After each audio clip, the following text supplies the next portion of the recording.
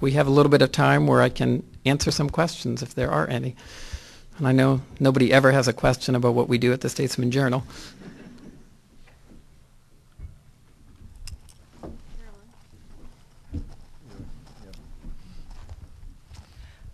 Is this on? Yes. Yes, okay. First of all, let me say welcome to Salem. We're really glad to have you here.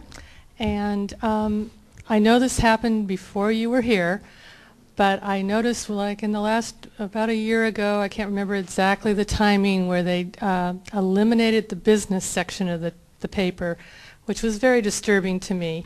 And I'm wanting to know if you're planning on increasing coverage of business stories in the Statesman and what format those might be in.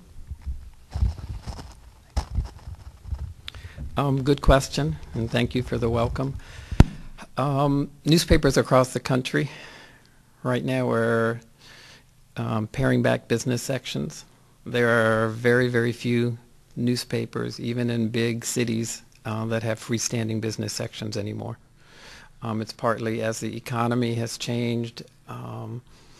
That is one response that newspapers everywhere, and not just here, have done.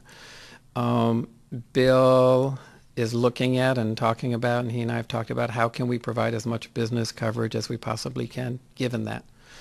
This is a community in which business is obviously important, but it's not a community like some other places with lots of large Fortune 500 big companies. And so in many ways, business news is local news. But we will continue, and when I said, mentioned off and rattled a couple of topics that I think people are really interested in, and one of the observations I've had and the conversations that I've had with people is business news is of interest to them. So we'll try to do all that we can. I don't envision our bringing back and having a freestanding business section anytime soon.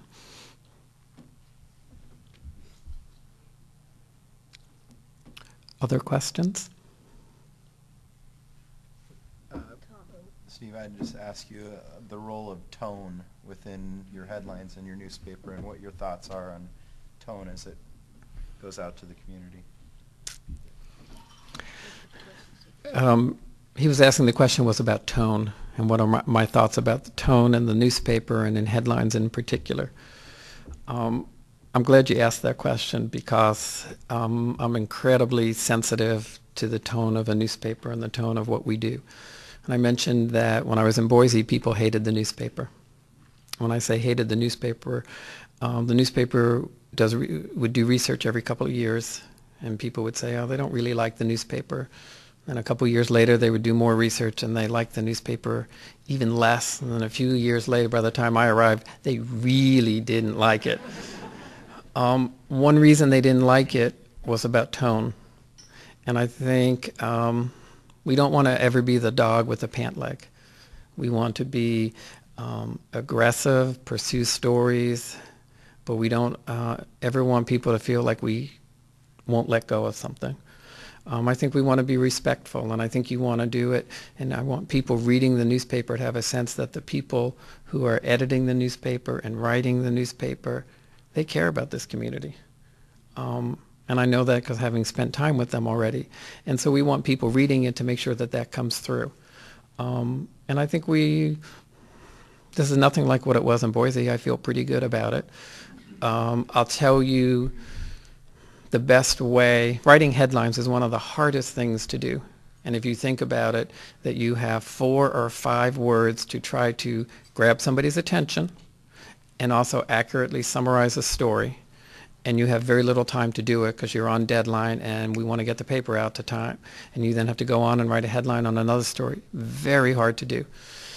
The best way to make the paper better is not to publish for a day. That if we can spend one more day doing everything we can, it infinitely gets better. And so if you think about the amount of information in the newspaper each day, the number of words, the number of pictures, the amount of information, and that it's all being done by people. And the great thing about people, we don't ever want to lose our humanity, and we want to be able to feel and empathize. And at times, we're never going to be perfect. So there's always going to be a time where you look at it the next day and you're like, Even the person who might write it go, that wasn't what I intended. But I can assure you that the people at the paper very devoted and very passionate about what they do, and very devoted and passionate about where they live and who they serve. So, and I think that comes through most of the time, if not all the time. Steve, I was a Statesman Journal carrier 35 years ago, and some of you may have been on my route. What's the statute of limitations on collecting? I have a customer up on Fairmont Hill that still owes me for 5 months of the...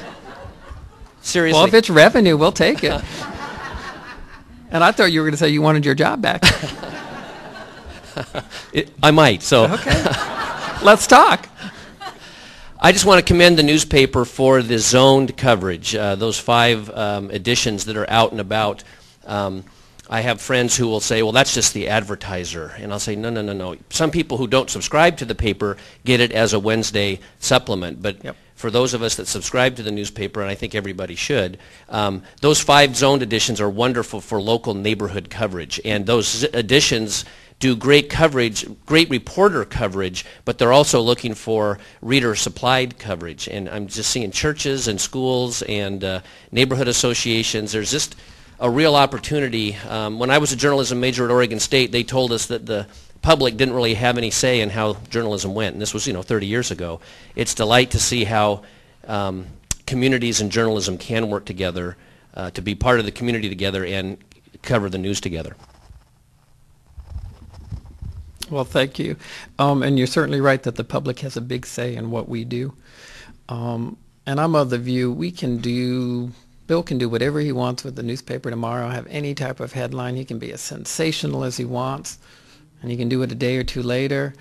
But over time, we can't do that. And so as a result, we don't try to do that, because over time, you determine what we do. And the public does shape the newspaper and the decisions that we make, and we want to respond, and we want to meet the needs of all the people in this room and all the people who are not in this room. And I think that's what we've done, and that's what we will keep doing. But thank you, Sam. You've been a big supporter of the newspaper, and not just because you were delivering it so many years ago. But I've yet to be at a place where you haven't said something publicly nice about the newspaper, and I certainly appreciate that. So, and you're right, those today's sections do go to people who subscribe to the newspaper, and we also want to reach people whether they subscribe to us or not, and so they go to non-subscribers as well. So, well, thank you very much. I appreciate it.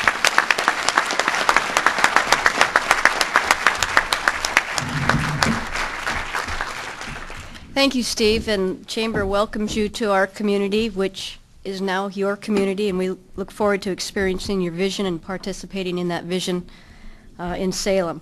A couple more thank yous to First Commercial Real Estate for sponsoring the forum, and a special thanks to Jeff and his crew at Allied Video and the Conference Center. They always do a fabulous job. Let's give them a hand.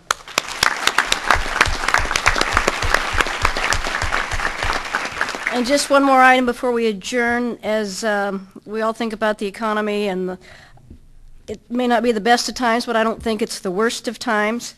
Be very considerate about buying in Salem, being entertained in Salem. Our Salem Chamber directory has a great roadmap to businesses.